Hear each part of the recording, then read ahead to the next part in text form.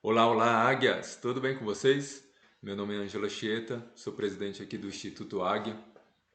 Eu vou fazer um vídeo muito diferente, na qual eu estou acostumado a fazer aqui no Instituto Águia.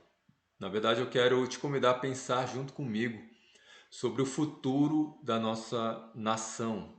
Estamos aí às portas, de decidir quem vai governar o Brasil durante 4 anos, para quem nós vamos entregar a nossa chave do nosso cofre aí do nosso Brasil. E estamos aí entre duas figuras, entre duas pessoas, e nós vamos ter que decidir qual rumo nós vamos tomar daqui para frente. Eu separei esse vídeo aqui em 8 blocos. Eu sei que o assunto é muito amplo, eu vou tentar ser bem objetivo, vou resumir bastante o vídeo para não ficar muito longo. E mesmo porque isso é muita coisa e não daria para discorrer em um dia, né, de vídeo. Então, eu vou colocar alguns blocos que eu considero muito importante nós evidenciarmos aqui e colocarmos aqui a diferença entre as duas pessoas que vai ser escolhida no dia 30 de outubro de 2022, que são essas duas pessoas aqui, ó, Lula e Bolsonaro. Lula já governou o Brasil aí durante 8 anos, conseguiu eleger a sua sucessora Dilma. Depois veio um sentimento antipetismo muito grande e o Bolsonaro foi o representante desse antipetismo e nós elegemos o Bolsonaro aí em 2018. E o primeiro bloco que eu quero mencionar aqui é a pauta de costumes. É o que nós falamos muito, né? Onde você abre o Instagram, tá falando sobre a pauta de costumes, os noticiários, mesmo porque esses dois personagens eles expõem as suas ideias e aí a gente vai ver que são ideias muito opostas, extremamente opostas um ao outro. O que um pensa, se um pensa pela esquerda, o outro vai lá pela direita, em polos bastante diferentes em relação às pautas de costumes. E na pauta de costumes, algumas coisas eu evidenciei aqui, que é a ideologia de gênero, onde um aborda, que seria o Lula, a importância de estar trazendo a ideologia de gênero na criança já nas primeiras idades ali na escola. E o Bolsonaro já é totalmente contra isso, a sexualização da criança, essa questão de confundir a criança sobre se ela nasce homem, se ela nasce mulher. Mesmo nós sabemos que nós temos que respeitar todas as diferenças, mas nós sabemos que não é o caso. A esquerda ela vem realmente trazer confusão, trazer uma separação familiar do que é ensinado em casa, que é ensinado pelo pai, pela mãe, e ela quer trazer ali uma agenda para confundir realmente a criança. E aí, se a gente for analisar, quanto mais essa agenda vai avançando, mais a gente tem visto crianças com depressão, a gente está vendo crianças prematuras tendo transtornos de ansiedade. Então, essas duas pessoas vão defender polos bastante diferentes. Então, eu acredito realmente, meu voto vai para o Bolsonaro por conta disso, muito por conta dessas pautas de costumes. A gente vai ver ali o aborto também, onde a esquerda ela prega livremente, ela fala bastante sobre essa questão do aborto, e o Lula, em um discurso, ele falou abertamente que a mulher ela não deve ter vergonha de abortar. A mulher ela tem que ter, ele vê na verdade como uma questão de saúde pública, né? E a mulher decide se quer ou não ter aquele bebê. Ele usou até aquele agulha de crochê, né? Mulheres mais pobres, elas abortam usando uma agulha de crochê ou chá, e a gente sabe que isso é prejudicial tanto para a mãe e, com certeza, né, para o bebê que quer ter uma oportunidade de nascer. Eu estou aqui porque eu tive essa oportunidade. Você que está me ouvindo teve essa oportunidade de nascer também. E por que que uma criança não pode ter também a mesma oportunidade que nós tivemos, né? Inclusive o Lula teve essa oportunidade de nascer. E essa oportunidade, segundo ele, pode ser negada por uma pessoa, né? Então, é algo que a gente é totalmente contra. E o Bolsonaro, ele defende realmente essa questão da proibição do aborto. E o Lula defende abertamente a legalização do aborto. É, essa questão que eu coloquei aqui também foi a questão da família, que é o alvo, né? A esquerda, ela quer realmente desestruturar a nossa família, quer reestruturar, dizer o que não é, que é para ser ensinado. Até mesmo a criança, ela dá legalidade para a criança desobedecer o pai ou a mãe. Em muitas ideologias na esquerda, prega que a criança ela não tem que ser submissa ao pai e à mãe. E outra coisa, a esquerda ela quer tomar o ensino, a educação como Estado, a dever do Estado. Não. Como eu ensino e como eu educo meus filhos é uma responsabilidade minha, não é do Estado. E ele quer passar para a escola. E muitas vezes nós vemos o professor doutrinando as nossas crianças e desfazendo tudo aquilo que nós ensinamos para nossas crianças. E nós somos responsáveis por elas. Então, é outra pauta que é gravíssimo. E a gente pode estar escolhendo uma pessoa aí que vai bater muito forte. E isso é muito sério. É bastante sério. Outra, legalização das drogas. Quantas famílias estão sofrendo por causa das drogas? Quantas famílias, mãe chorando por causa dos seus filhos, viciados em drogas, casamentos sendo desfeitos por conta de vícios em drogas. Ele abertamente quer, dependendo, né, se dependesse da vontade dele, ele legalizaria essa questão das drogas. Temos o desencarceramento em massa.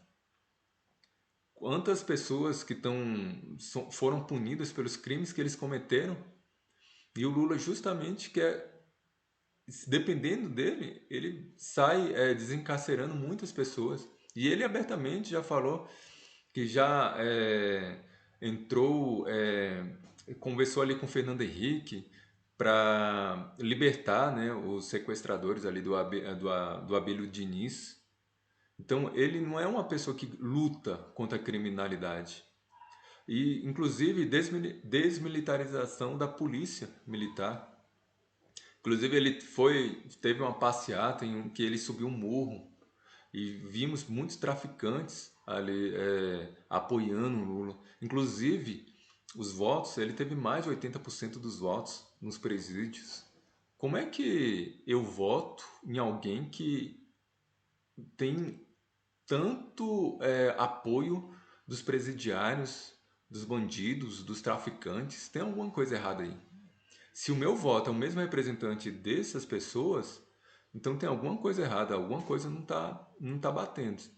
Então essa pauta de costume é realmente muito sério. A gente precisa aprofundar. Você como cristão, você como conservador, você como pai de família, mãe de família, precisa realmente rever essa situação.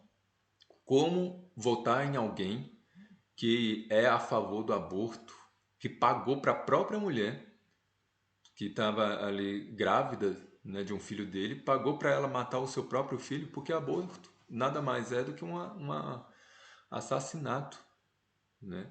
E infelizmente nós temos visto ele defender bastante essa questão. Indo para o próximo bloco, nós teremos aí nada mais, nada menos do que corrupção. E se eu for falar sobre corrupção aqui, a gente vai ficar horas e horas falando sobre tudo o que aconteceu na era Lula.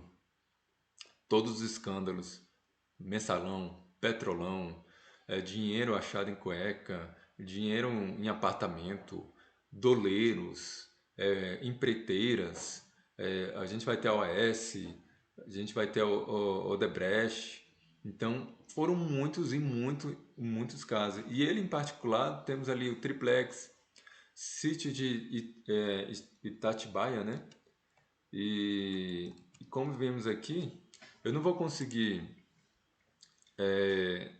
mostrar todos os crimes, né, ou supostos crimes, todas as delações, tudo que está envolvido no nome do Lula, mas sabemos que foram muitos e muitos e muitos. Deixa eu até tentar aumentar aqui. Nós temos aqui, por exemplo, a questão do triplex lá no Guarujá, onde ele recebeu supostamente, né, sobre uma propina da empreiteira OS em troca de favores na Petrobras. Então são empreiteiras que ganhavam licitações e, esse favorecimento ilícito ele fazia com que o Lula ganhasse algumas vantagens ilícitas. No caso aí o triplex, o sítio de Itatibaia. E para camuflar e ter uma lavagem de dinheiro, ele não colocava o nome dele. Então, todos os favores, tudo que ele recebia, era em nome de amigos, em nome de parentes, para tentar ali lavar dinheiro. E aí, nesse triplex, ele recebeu uma condenação de 9 anos e 6 meses. No sítio de Itatibaia foram 12 anos e 11 meses. Ele teve várias doações irregulares no Instituto Lula, que é um instituto que é supostamente usado para lavar dinheiro.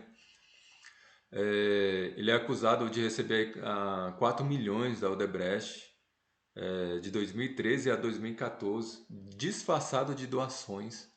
Então muitas pessoas falam, olha, mas o Lula, ele não tem dinheiro na conta dele. Ele não tem imóveis no nome dele. Sim, mas a lavar dinheiro é um processo na qual eu tento camuflar aquilo que é ilícito e passar como lícito. Então, vai vir em nome de amigos, como é que eles chamam de palestras, né? Ah, eu recebi porque eu palestrei. Ah, ou então é uma doação que vai para o meu instituto. E aí vira essa questão de camuflagem. E infelizmente muitas pessoas estão caindo nessa questão. E ele foi condenado em 3 instâncias. Primeiro instância ali com Moro, depois subiu para o TRF4, depois foi condenado no STJ. E no STF teve vários recursos negados. E quando você tem um recurso negado, é um tipo de condenação na 4ª instância. E ele está mentindo descaradamente, dizendo que foi inocentado. E ele não foi inocentado em nenhuma instância. Inclusive, ele fala pela ONU que não tem nem jurisdição aqui no Brasil. Ele não pode, a ONU não pode vir aqui e inocentar alguém. O que eles alegam é que ele não teve um processo regular ou um processo legal. E aí o STF pede para que recomece tudo que já foi provado, todas as condenações, teve delações, teve provas, teve objetos concretos achados nesses terrenos, nesses imóveis, e teve assinatura de recibos, enfim, provas não faltam, inclusive se todos, né, que foram condenados falaram de Seu, José de Seu, Palocci, falaram que ele sabia de tudo. Enfim, não falta nenhum, não falta. O que não falta aí é provas. Então, falar em corrupção, a gente poderia ficar aí horas e horas, e infelizmente, às vezes parece que o brasileiro tem falta de memória e ou não viveu ali o ano da era petista, onde ministros eram presos, quase todo dia era preso ou um ministro, ou um doleiro, ou um empreiteiro, ou um empresário, ou alguém ligado ali ao partido, e quase todo dia ali algum escândalo eram estourados. Enfim, falar em corrupção, a gente poderia ficar aqui horas. Então vamos para o próximo bloco, para o vídeo não ficar muito longo. Terminaram ali no quarto bloco, vamos falar sobre os apoios. Acabou ali o primeiro turno, vieram os apoios. E a diferença é grotesca quando a gente vai comparar os apoios do Lula e os apoios do Bolsonaro. A gente tem ali para o Bolsonaro o apoio da Lava Jato, que foi uma instituição que trabalhou bastante para o Brasil, recuperou bilhões e bilhões para os cofres públicos de dinheiro roubados. E o Lula tem ali o apoio do Ciro Gomes do outro lado. Ciro Gomes que confessou muitas coisas que ele viu ali no governo Lula de roubo, de corrupção. Ele foi um dos caras que delatou muita coisa que segundo o próprio Ciro, que ele viu, que ele vivenciou. A gente tem ali Zema, Nicolas e Cleitinho em Minas Gerais. São pessoas de direita, pessoas que têm honra, que têm honra reconhecida ali em Minas Gerais. E por outro lado, nós temos a Tebet, que também denunciou o governo Lula. De um lado ali, a gente tem um Congresso Nacional eleito pelo Bolsonaro fortíssimo. Do outro lado, nós temos ali, do Lula, o Felipe Neto, o Fernando Henrique, que denunciou também corrupção. A gente tem o Alckmin apoiando o Lula, que denunciou corrupção. E dentre essas figuras, né, artísticas, do esporte, a gente tem a Anitta. A Anitta que trabalha arduamente pela legalização das drogas. Uma pessoa que não tem responsabilidade nenhuma com a família brasileira. Uma pessoa que não vive a realidade brasileira. Então é muito fácil falar, olha, voto no Lula porque eu quero legalização das drogas, mas ela é multimilionária, está lá no exterior, vivendo com segurança, de um condomínio e sendo servida a todo momento, enquanto aqui nós brasileiros estamos sofrendo todas as consequências que foi da era Lula. E esse é o tipo de pessoas que apoia o Lula. Temos ainda Renan Calheiros, nós temos a mídia que está fortíssimo, apoiando fortissimamente essa questão da agenda progressista, do aborto, da legalização das drogas. E a mídia, ela recebia bilhões e bilhões do governo Lula para estar fazendo propaganda do governo. E o Bolsonaro justamente cortou isso. E a mídia ela expõe descaradamente essa oposição ao Bolsonaro, fazendo propagandas diariamente, dioturnamente, para desgastar a imagem do presidente. E ali do outro lado nós temos o agronegócio. Olha só, o agronegócio apoiando o Bolsonaro. O agronegócio tem uma participação incrível no PIB brasileiro. É o que coloca a comida, tanto no Brasil como no mundo, é o que alimenta o mundo, é o que trabalha arduamente para sustentar a economia, o PIB, como eu falei. É o, o povo que está do lado do presidente. Enquanto o presidente fala de reforma agrária, o agronegócio está ali, firme e forte, apoiando o presidente.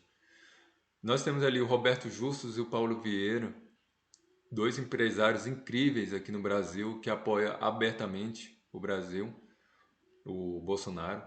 Nós temos ali o Neymar e as mídias independentes, aquele que não recebe recurso, aquele jornalista que está ali todos os dias vendo realmente a injustiça que o presidente está passando. Essas pessoas estão tomando posição e apoiando o presidente. Então escolhe aí, qual lado você quer estar, qual lado você apoia.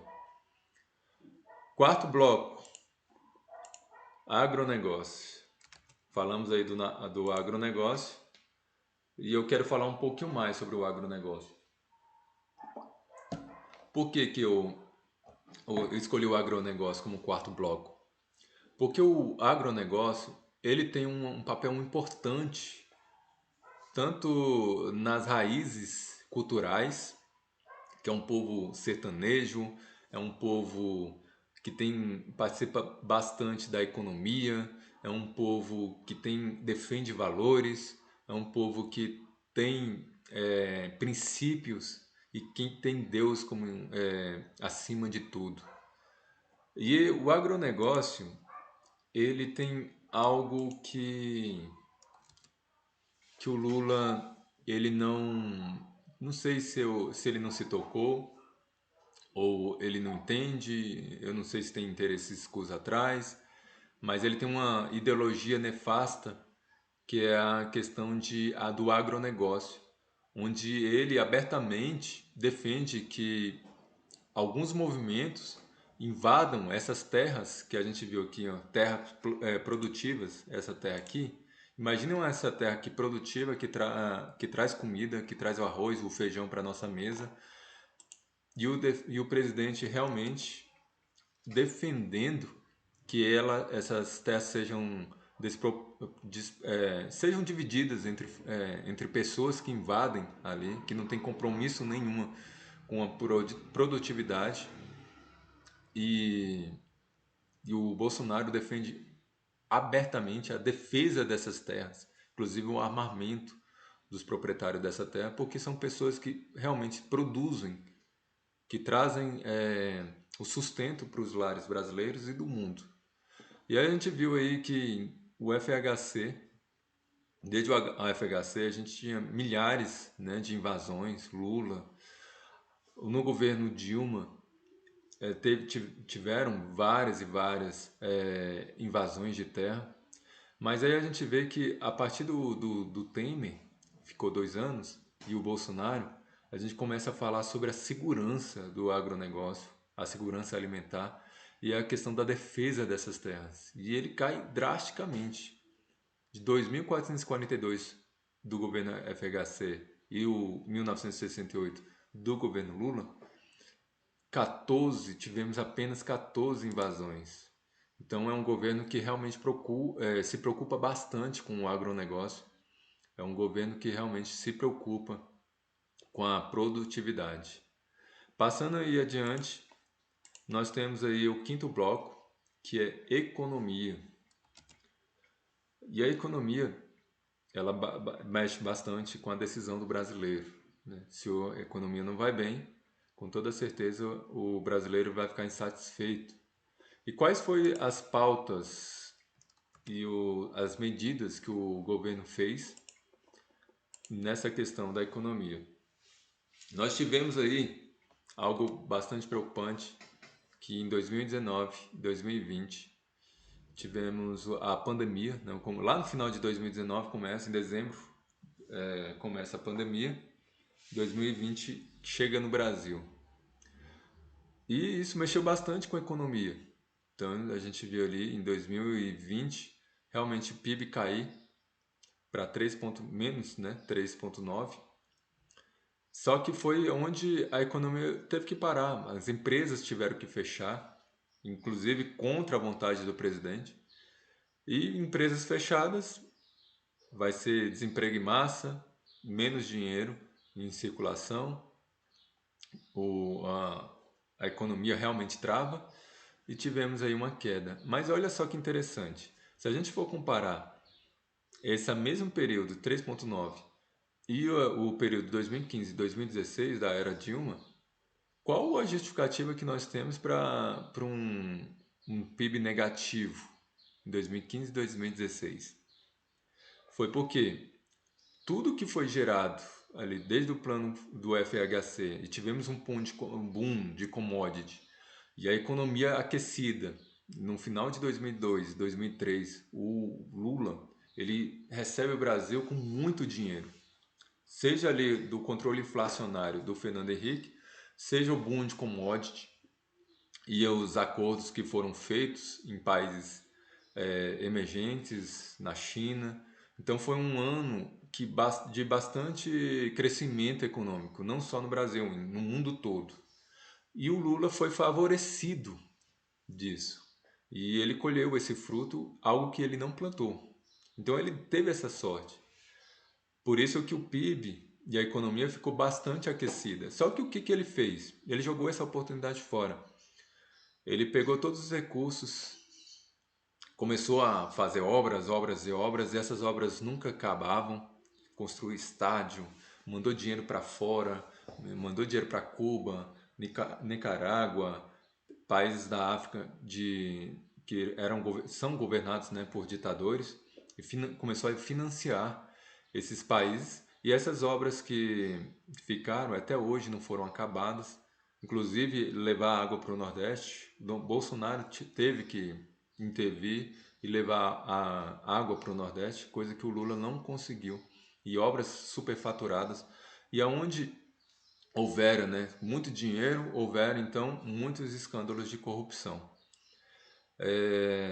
Lula não conseguiu aproveitar essa oportunidade, criou essa falsa ilusão que o brasileiro, que foi uma época boa. A ilusão foi que houve realmente dinheiro do exterior para o Brasil, mas não aproveitamos essa oportunidade. E, além disso, ele começou a investir em crédito. O brasileiro começou a ficar endividado. E essa ilusão do FIES, Minha Casa Minha Vida, o brasileiro começou a comprar móveis para casa fiado, microcrédito, o pequeno empreendedor começou a fazer dívida, então houve muito alavancou muito o crédito para o brasileiro e o brasileiro ficou endividado.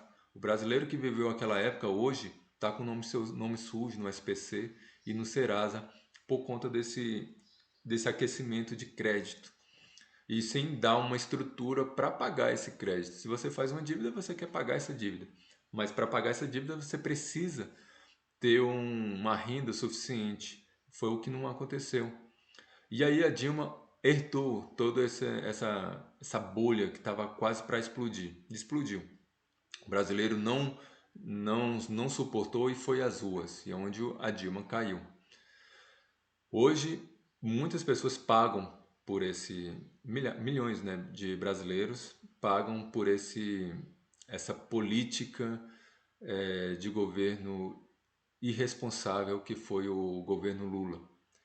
Ele comprou, entre aspas, votos, dando ali migalhas, né? Tivemos ali Bolsa Família de R$ 90 para o Nordeste e com isso ele conseguiu mascarar o que estava acontecendo no Brasil. O brasileiro que conseguiu esses créditos achou que estava se dando bem. Hoje a gente vê essas pessoas formadas com dívida no FIES e trabalhando de Uber por uma política irresponsável e ilusória que ele cometeu. Então, o Brasil está com uma recuperação econômica.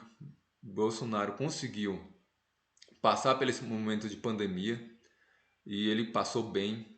É um exemplo para o mundo todo. Caiu ali 3,9, mas conseguiu recuperar algo tão impressionante, algo que o mundo começou a olhar para o Brasil. E hoje nós temos um crescimento impressionante. Talvez de 3,9 para 4,6 seja um recorde histórico. Em dois governos ali da Dilma, a gente soma ali menos 3,5 e 3,3, vai para 6,8, né, de queda, 2 anos seguidos, menos 6,8, sem guerra, sem pandemia. Inclusive, nós estamos aqui do lado da Argentina em recessão, Venezuela, e querendo ou não, o Brasil perde com isso, porque ele faz parte do bloco do Mercosul. Então, alguns acordos econômicos deixam de acontecer por conta dessa recessão. E mesmo assim, o Brasil segue firme, crescendo, com deflação, gasolina caindo.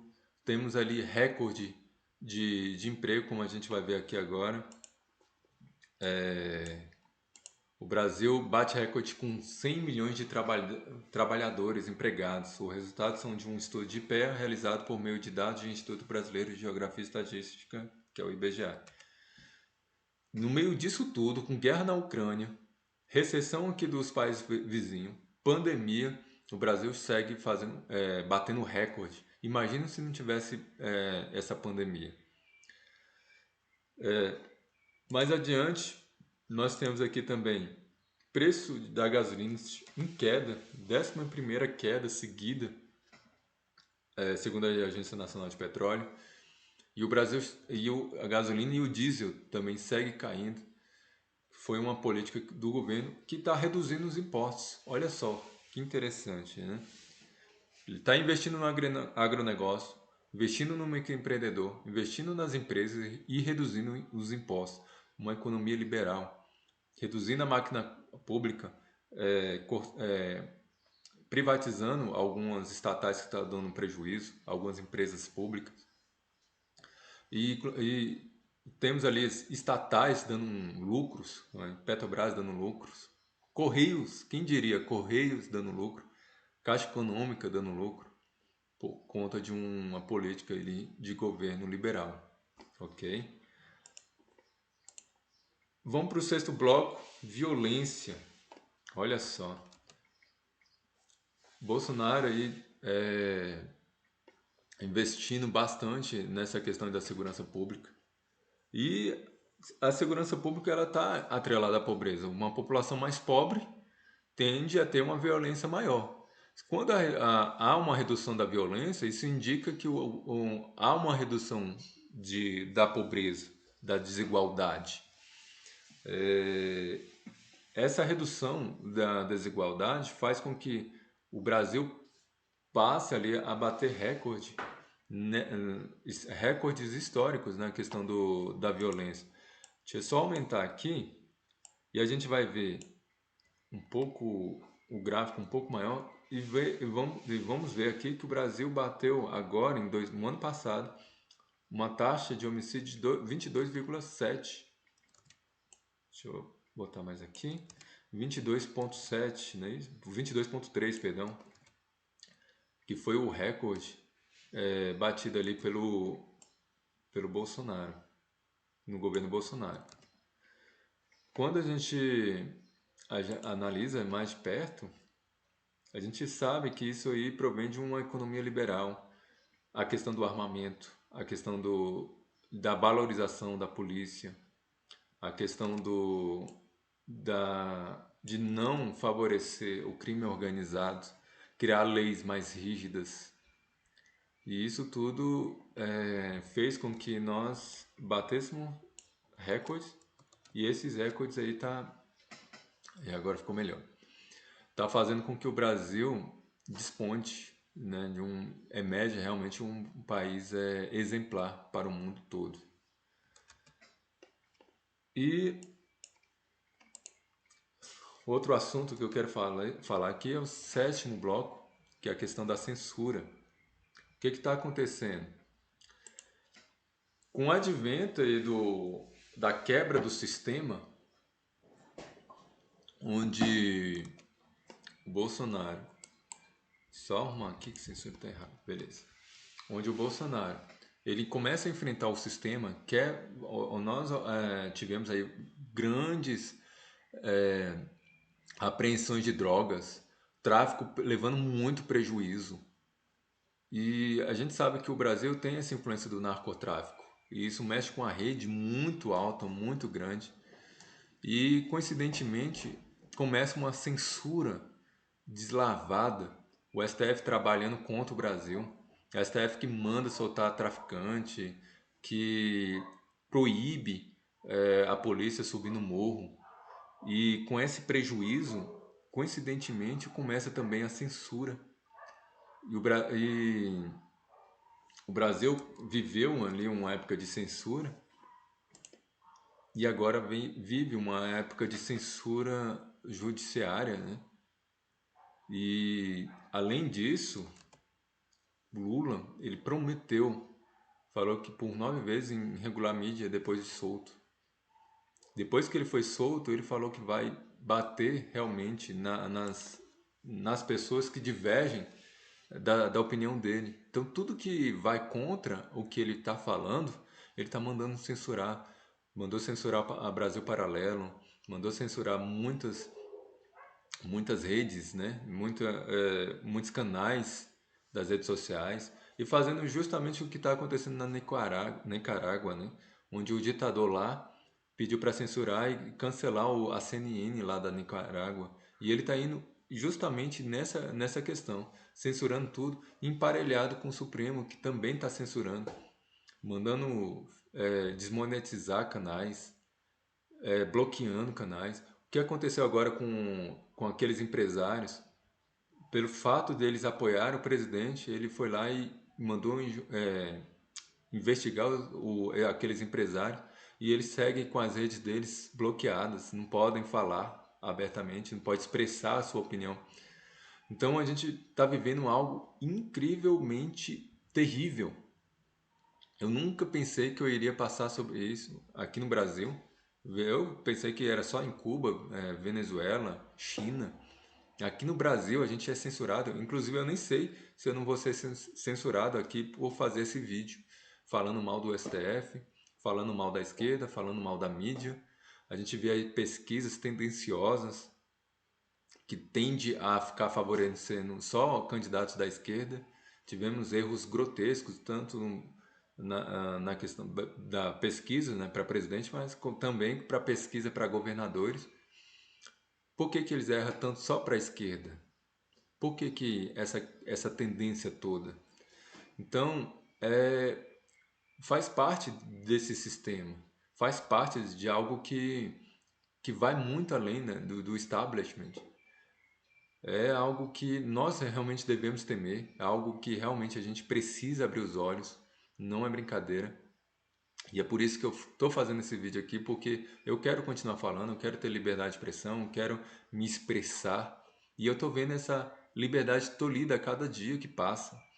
E eu vejo brasileiros anestesiados, como se não tivesse vivido o tempo da corrupção e que agora não consegue ver como a censura, como a gente vê o sistema quebrando nossas liberdades todos os dias, atropelando a Constituição. Órgãos como o Supremo, que era para proteger a Constituição, atropelando na cara dura. Então, vamos parar e prestar mais atenção. Isso porque eu não gosto, às vezes a gente engole